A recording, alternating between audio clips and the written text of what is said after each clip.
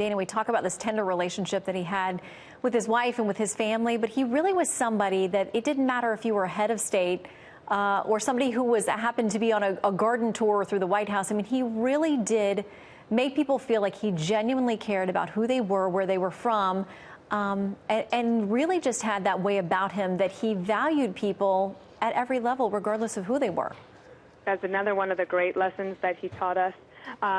In June of this year, 2018, Peter and I had a chance to go to Maine and visit with him, and he was quite sleepy that day, or dozy, I should say, relaxing. He had his head back, and he wanted to hold on to my hand as I talked to him and told him some stories, and I kept wanting to leave him be and give him some time to rest, and so I would make to leave, and maybe I'd stand up a bit, and he would squeeze my hand so hard and say, no, stay.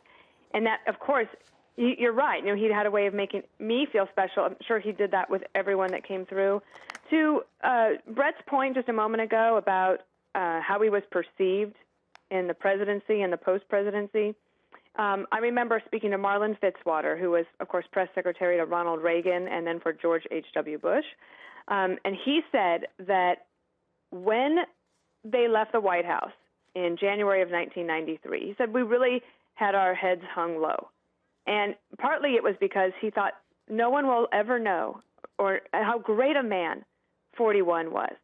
And he said, just look at what's happened. He is now one of the most revered people in modern history, for sure.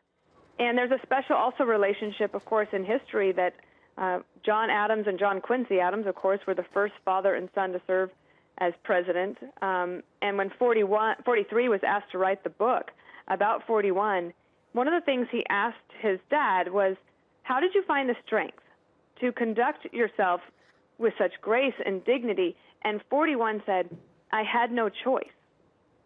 And that is because he chose to live not bitterly, which is, again, why I think you see this tremendous outpouring. And a very sad day. I see, you're showing the pictures of him on his parachute jump.